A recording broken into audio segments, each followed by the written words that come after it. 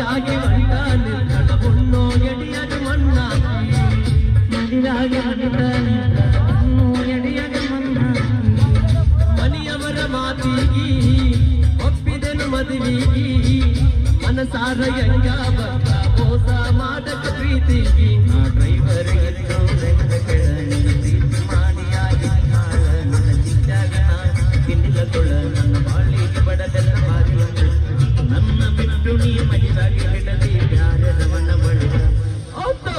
ಅಕ್ಕನ ಮಗಳ ಗಾತ